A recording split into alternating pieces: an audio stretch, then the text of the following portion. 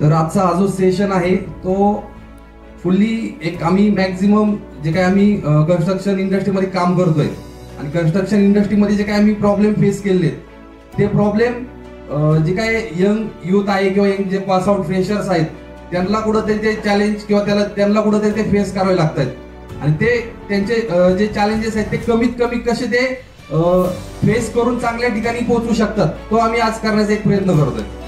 जर आता आपण बघितलं कन्स्ट्रक्शनच्या तर कन्स्ट्रक्शन मार्केट हे खूप चांगलं आहे पण जर त्याला तुम्हाला चांगला प्लॅटफॉर्म किंवा चांगला ट्रॅक भेटला तर तो चांगला आहे. अदरवाईज सगळे लोक नावं ठेवतात किंवा कन्स्ट्रक्शन मध्ये जॉब मिळत नाहीये, कन्स्ट्रक्शन मध्ये बिझनेसला ऑपॉर्च्युनिटी मिळत नाहीये, म्हणजे असे खूप सारे छोटे छोटे प्रॉब्लेम्स आहेत. तर तसं बघायला गेलं तर आपण कन्स्ट्रक्शन इंडस्ट्रीमध्ये आता एव्हरेज 1.4 ट्रिलियन म्हणजे 2025 पर्यंत कन्स्ट्रक्शन इंडस्ट्री होती. त्यानंतर जर पॉप्युलेशन ग्रोथ होती त्याच्यानुसार आपलं अर्बनायझेशन होते प्रत्येक ठिकाणी. म्हणजे आपण ज्या ठिकाणी राहतोय सिटीमध्ये तर ती सिटी वाढत चाललेली आहे. पहिली सिटी मे बी 10 किलोमीटरची असेल तर आता बघायला गेलं तरी 20-25 किलोमीटरची होती, म्हणजे डबल टिबल वाढत चाललेली आहे. तर तो एक आपण आपल्यासाठी एक अपॉर्च्युनिटी म्हणून बघतोय. कारण जर अर्बनायझेशन होतंय, सिटी वाढते तर तिथं कन्स्ट्रक्शन होतंय आणि कन्स्ट्रक्शन जर होत असेल तर ते आपल्यासाठी एक अपॉर्च्युनिटी म्हणून आपण त्याच्याकडे बघितलं पाहिजे. कारण तिथं तुमचे रेसिडेन्शियल होत आहेत, कमर्शियल पार्ट होत आहेत, इंडस्ट्रियल पार्ट होत आहे, पण आपण मॅक्झिमम कमर्शियल आणि रेसिडेन्शियल जरी केलं तरी खूप काही आहे आपल्यासाठी. त्याच्यानंतर आपलं डिजिटलायझेशन होत असल्यामुळं जसं की बिल्डिंग इन्फॉर्मेशन मॉडेलिंग आहेत, म्हणजे ह्यासारख्या अजून बऱ्याचशा आपल्या कन्स्ट्रक्शन इंडस्ट्रीमध्ये जॉबसाठी अपॉर्च्युनिटीज आहेत. BIM आहे, क्वांटिटी सर्विंग सपाट आहे, एस्टिमेशन आहे, म्हणजे जवळपास 20-25 जॉब रोल आहेत मिनिमम कन्स्ट्रक्शन इंडस्ट्रीमध्ये. त्याच्यानंतर मेगा प्रोजेक्ट वाढत चाललेले आहेत, इंडिव्हिज्युअल हाऊस वाढत चाललेले आहेत. त्याचं गव्हर्नमेंट काही इनिशिएट करतायत स्मार्ट सिटीज, त्या एक अपॉर्च्युनिटी म्हणून आपण त्याच्याकडे बघतोय.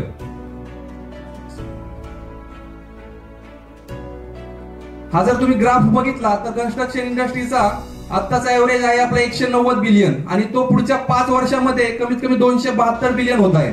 म्हणजे प्रत्येक वर्षात तो 7.51 नी ग्रोथ होतोय.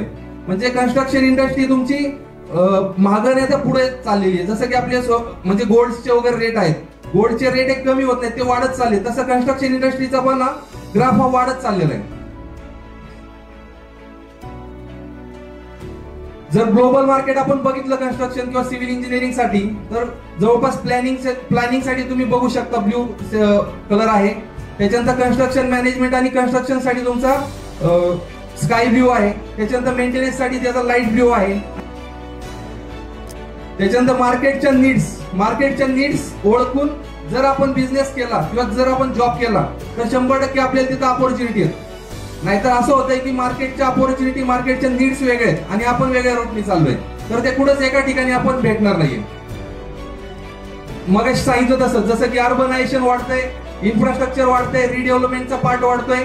त्याच्यात इंडियाच्या बाहेर पण अपॉर्च्युनिटी आहेत. कारण कन्स्ट्रक्शन हे असं नाही की फक्त लिमिटेड महाराष्ट्र, इंडिया, ठराविक लोकेशनला, ऑल वर्ल्ड मध्ये सगळीकडे कन्स्ट्रक्शनच्या अपॉर्च्युनिटीज आपल्याला.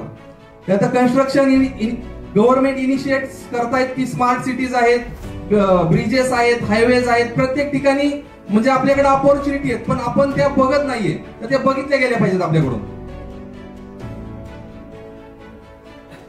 आणि एवढं सगळं असूनही आता 70% इंजिनियर्सला आपल्याला चांगले जॉब मिळत नाहीये. काय वाटतं, खरं आहे का खोटं आहे? तर जॉब का मिळत नाहीयेत किंवा बिझनेस मध्ये लोक का एंटर करून देत नाहीयेत हे आपल्याला आज ओळखायचे आणि ते ओळखून आपण काही टेक्निकल गोष्टी आपण तुमच्याकडून करून घेणार आहेत या 3 दिवसामध्ये. येस. तर चॅलेंजेस काय येत आहेत सध्या?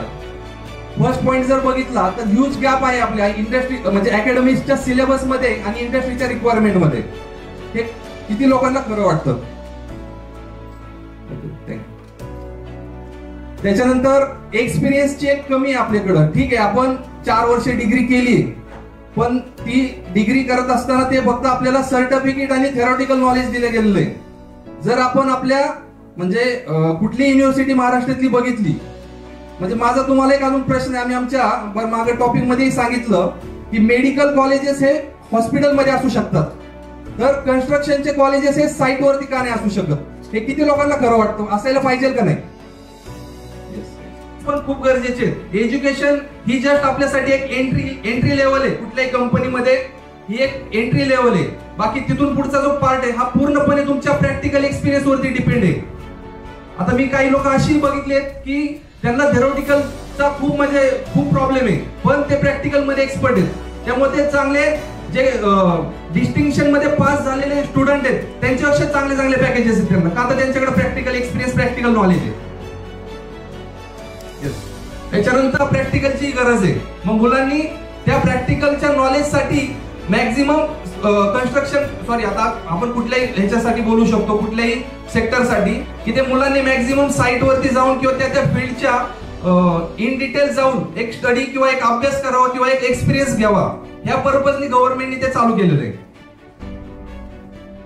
त्याच्यानंतर failure to adopt market trends, म्हणजे मार्केटमध्ये काय ट्रेंड्स चालू आहेत. जर आपण बघितलं तर मागच्या 2015 किंवा माझ्या अंदाजे 2010 ते 15 मध्ये बऱ्यापैकी मुलांचं डिग्री पास आउट झालं की एक फोकस असायचं, मी ऑटोकॅड, कटिया, रिवेट करतो आणि मला जॉब लागेल. मे बी त्यावेळेस लागतही असतील. पण आज जर तुम्ही बघितलं तर डिझाईन मध्ये खूप कमी ऑपॉर्च्युनिटी आहेत आणि डिझाईन मध्ये ऑपॉर्च्युनिटी कमी आहेत. पण त्याच व्यतिरिक्त सिव्हिलच्या कंपॅरेटिव्ह दुसरी ब्रांच आहे आर्किटेक्चर. तर आर्किटेक्चर ब्रांच ही स्पेशली डिझाईन साठी कन्सिडर करतात आणि सिव्हिल इंजिनिअरिंग ही डिग्री स्पेशली एक्झिक्युशन साठी कन्सिडर करतात. पण मुलांचा एक गैरसमज आहे की मी सिव्हिल इंजिनिअरिंग पास आउट झालोय, मी कोर्स करतो डिझाईनचा आणि मला चांगला जॉब मिळेल. तर मित्रांनो तसं होत नाही. हा माझा म्हणजे रिअली एक्सपिरियन्स आहे. बरेचसे मुलं 5-5, 6-6, 7-7 सॉफ्टवेअर करून तरी त्यांना जॉबचे प्रॉब्लेम येत आहेत आणि कोर्स केले तरी कुठलीच ट्रेनिंग इन्स्टिट्यूट त्यांना कुठलाच ऍश्युरन्स देत नाही आणि जरी दिला तरी ते 100% शुअर होत नाही. ह्या गोष्टी काही लोकांना लक्ष देत नाही. तर त्या सगळ्या गोष्टी आपण या 3 दिवसाच्या सेशन मध्ये जे सगळे प्रॉब्लेम आपण चॅलेंजेस सांगितलेले हे सगळे मॅक्झिमम कव्हर करायचा प्रयत्न करतोय. त्याच्यानंतर don't know how to start own construction firm. आता इथं तुम्ही बसलेल्या मला तरी असं जाणवतं किंवा मी प्रत्येकाला बघताना तसंच बघतो, प्रत्येक स्टुडंटला असेल किंवा प्रत्येक जो व्यक्ती माझ्यासमोर ऍज अ सिव्हिल इंजिनियर बसलेला असतो त्याला मी प्रत्येकाला असं बघतो की तो फ्युचर मध्ये त्याची कन्स्ट्रक्शन कंपनी चालू करणार आहे. आणि सेकंड थिंग, एक आपल्याकडे ऍटिट्यूड पाहिजे, ओनरशिप ऍटिट्यूड, जो आपण फ्युचर मध्ये तो ऍटिट्यूड ठेवून कंपनी स्टार्ट केली पाहिजे. ह्या सगळ्या गोष्टी आपण तुम्हाला सांगणार या 3 दिवसाच्या सेशन मध्ये. त्याच्यानंतर providing practical on site training. आता आम्ही बघतो, आता आम्ही सिव्हिल इंजिनियर आहोत, आमच्याकडे टीम आहे, आम्ही मार्केटमध्ये आता सोशल मीडिया यूज करतो, पण कुठलीच ट्रेनिंग सेंटर किंवा कुठलीच कंपनी त्यांच्या ओन साइट वरती ट्रेनिंग द्यायला कधीच त्यांना म्हणजे अलाउड करत नाही. तर तो आमचा एक छोटासा प्रयत्न आहे की मुलांना क्लासरूम मध्ये तर ते शिकता येतच, पण त्यांना ऑन साइट कसं मॅक्झिमम शिकवता येईल किंवा त्यांचे ऑन साइट डाऊट कसे शिकवता येतील. म्हणजे हा 3 दिवसाचा सेशन ऍटलीस्ट तुम्हाला मिनिमम आम्ही एक शुअरिटी देऊ शकतो की तुम्ही तुमचा पहिला इंटरव्ह्यू 100% क्रॅक कराल. त्यानंतर guidance on how to crack interviews ते असणार त्याच्यामध्ये. Guiding on how to start construction business, जसं सांगितलं तुम्हाला स्टार्टअप. त्यानंतर प्रोव्हाइडिंग ट्रेनिंग अँड सर्टिफिकेशन, म्हणजे सर्टिफिकेट असणार तुम्हाला एंड ऑफ द सेशन 3ऱ्या दिवशी. त्यानंतर most importantly job for experience. आणि तुमच्यापैकीच आम्ही मॅक्झिमम 5 ते 6 लोकांना जॉब ऑपॉर्च्युनिटी प्रोव्हाइड करणार आहे. तुमच्यापैकी जेवढे आले त्याच्यापैकी एक आम्ही तुमचा 3 दिवसाचा एक इंटरॅक्शन बघणार आहे, कोण किती, म्हणजे तुमचा सगळ्यांचा एक ओव्हरव्ह्यू होणार आहे आणि त्याच्यानंतर तुमच्यापैकी 6 जण निवडून आमच्या इंजिनियर कन्स्ट्रक्शन वाला मध्ये आम्ही त्यांना ऑपॉर्च्युनिटी देणार आहोत.